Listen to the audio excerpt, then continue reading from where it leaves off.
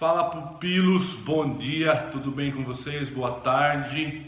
Caramba, velho, ninguém imaginava que no meio do caminho havia uma pandemia no meio do caminho. Tipo, mão de literatura, tiozão. Essa fita mesmo, né?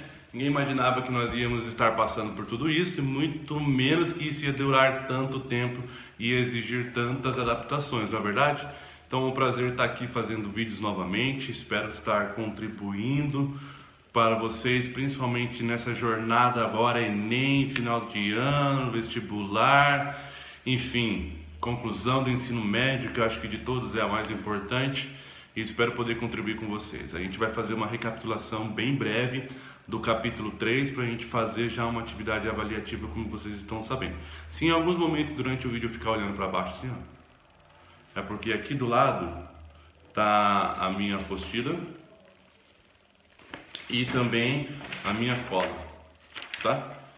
Então pode ser que eu fique olhando em alguns momentos, mas eu não vou tentar ficar fazendo isso toda hora, que fica zoado, né? Enfim, eu tenho uma lousa aqui atrás que eu não vou usar. Se você conseguir ler, tá escrito Gregório ali. Não foi ele que escreveu, mas é porque a gente escreveu, tá bom? Então vamos lá. No capítulo 3 a gente já conversou sobre isso, então é uma recapitulação. No capítulo 3 a gente vai falar sobre... Nós iniciamos as discussões sobre os meios de transporte, né? Se você... Eu até te aconselho a fazer isso, abrir a sua apostila na página 42. A primeira parte do capítulo, acho que ela fala é o assunto mais importante, que ele vai falar sobre um conceito que para a geografia é de extrema importância, que é o conceito de redes geográficas. As redes geográficas, elas funcionam como a conexão entre o mundo inteiro, né? São as redes que possibilitam um mundo globalizado como nós o vivemos hoje.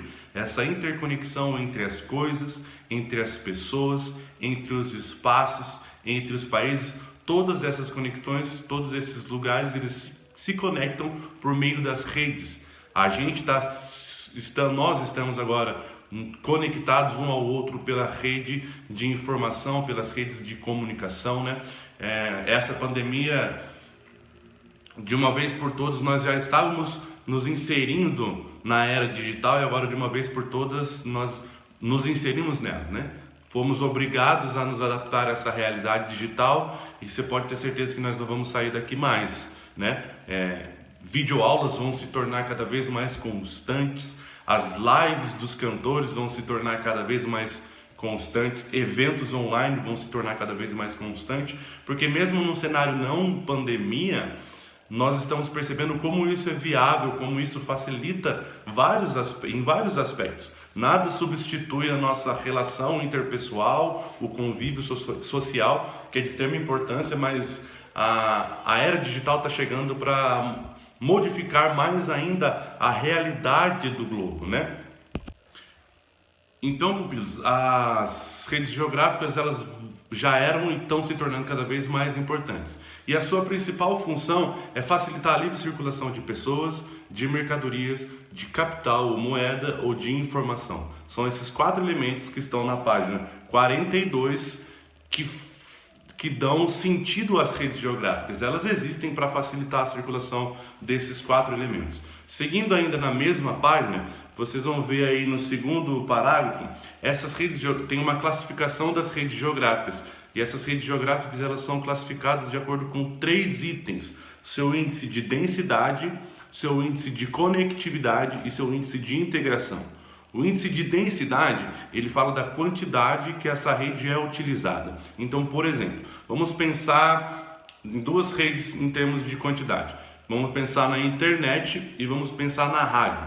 São 2 redes relacionadas à comunicação a comunicação e o transporte de informação. Pensa comigo, a internet e rádio, qual vocês acham que é a mais utilizada hoje?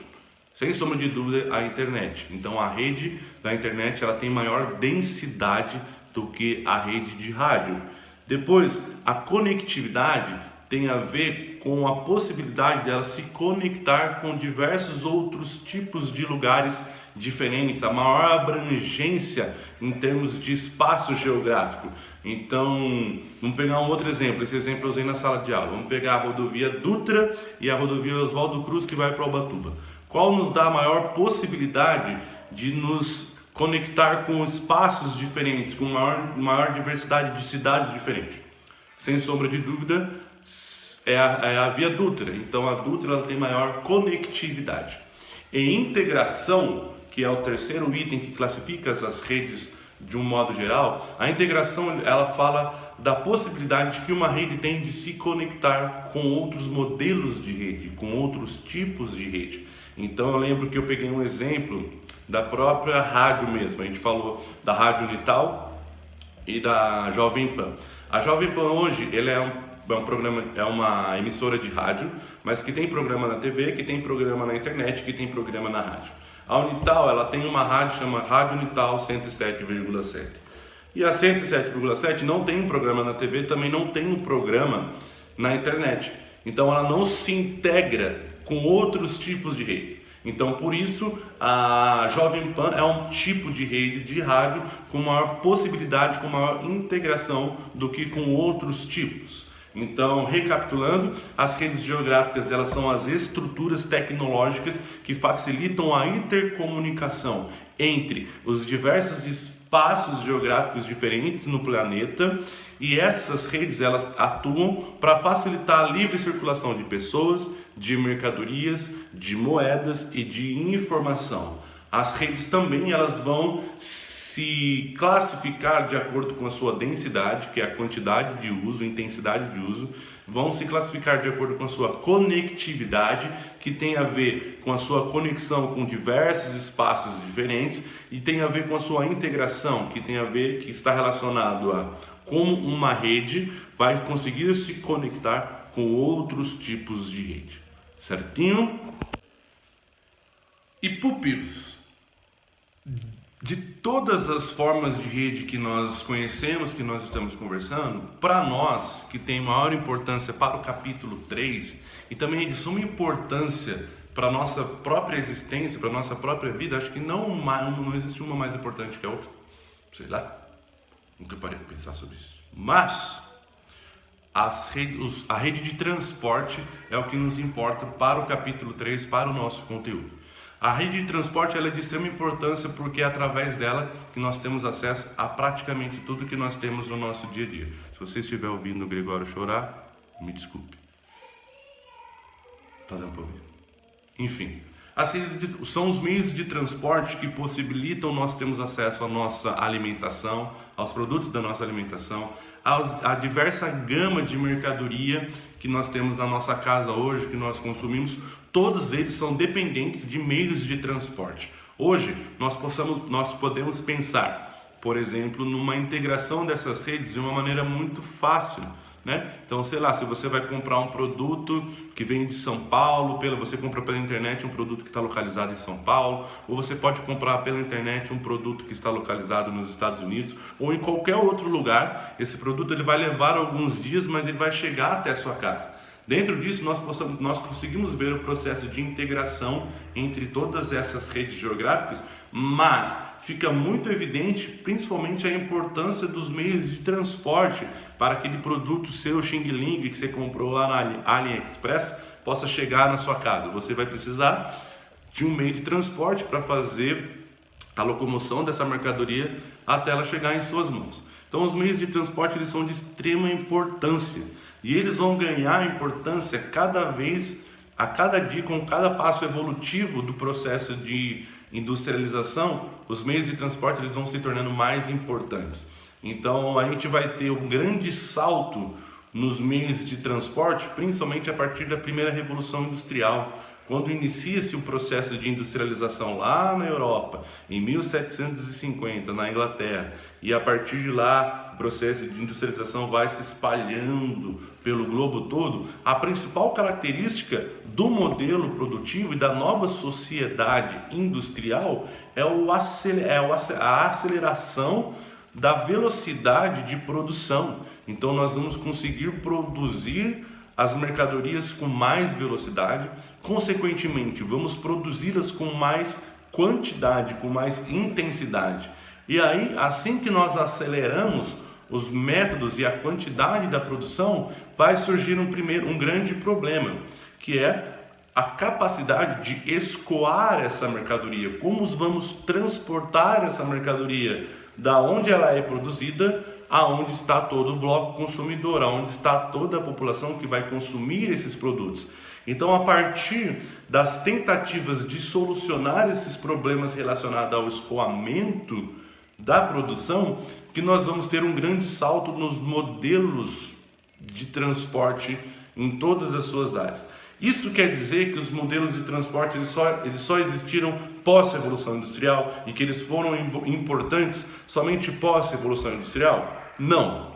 Desde os períodos coloniais, os meios de transporte sempre foram importantes. O Brasil, antes de iniciar o modelo de industrialização em 1930, o Brasil, um país colonial, um país agroexportador, produtor de produtos agrícolas e exportador desses mesmos produtos, ele também precisou fazer um investimento nos meios de transporte, principalmente no transporte ferroviário, que tinha como objetivo transportar aquilo que era produzido nos campos para as áreas portuárias no litoral e daí das áreas do litoral exportar para as grandes metrópoles europeias principalmente. Mas no caso brasileiro a gente vai ver na aula sobre o capítulo 4. Vamos falar ainda sobre os meios de transporte de maneira geral. Mas assim, então, como eu falei no caso brasileiro, os meios de transporte eles não vão se tornar somente importantes depois da Revolução Industrial. Antes disso eles já eram importantes, mas é a partir da Revolução Industrial que vai ter um grande crescimento exponencial do desenvolvimento dos meios de transporte, certo? E principalmente então pela necessidade de escoar essa mercadoria e também pelo fato de que essa mercadoria teria que sair da Europa e se espalhar para todas as partes do globo terrestre, era de extrema importância desenvolver modelos de transporte que suportasse ou que tivesse capacidade de transportar pessoas e mercadorias pelos diversos tipos de espaços geográficos diferentes. É a partir disso que nós vamos ter o que nós vamos chamar de modais de transporte ou modelos de transportes diferentes. E nós temos aqui alguns principais modelos de transporte que são os mais utilizados: transporte rodoviário, transporte ferroviário, o transporte aeroviário, o transporte hidroviário e o duto viário. O transporte rodoviário é o transporte por rodovias, carros, caminhões e ônibus. O transporte aeroviário é o transporte aéreo, aviões. O transporte marítimo ou transporte hidroviário é o transporte por navios e barcos. O transporte hidroviário ele se divide em dois tipos: o transporte fluvial, que é o transporte pelo rio, e o transporte marítimo, que é o transporte pelo mar. Também temos o transporte ferroviário, que é o transporte das ferrovias pelos trens, e o dutoviário, que é a utilização de dutos, canos que ficam embaixo da superfície terrestre, que transportam principalmente gás e óleos, né? Nós temos um grande dutoviário que sai de Santa Cruz de la Sierra, lá na Bolívia, e vem até Guararema, no estado de São Paulo, transportando gás natural. Nós consumimos muito gás natural da Bolívia, então também é considerado um tipo de transporte. Uma coisa de extrema importância é: cada modelo de transporte ele tem uma finalidade, um ponto positivo e um ponto negativo. Então, a cada realidade, a cada tipo de mercadoria ou a cada funcionalidade que se espera, é necessário analisar para chegarmos à conclusão qual o melhor modelo de transporte a ser adotado para ser utilizado. Então, por exemplo, se eu quero transportar grandes mercadorias em grandes quantidades, num tempo muito curto, entre um continente e outro, é evidente que o transporte mais eficiente para esse tipo de transação é o transporte hidroviário, principalmente pelos containers. Eu vou conseguir trazer produtos da China, produtos da Europa para o Brasil, ou exportar as mercadorias brasileiras para outros países.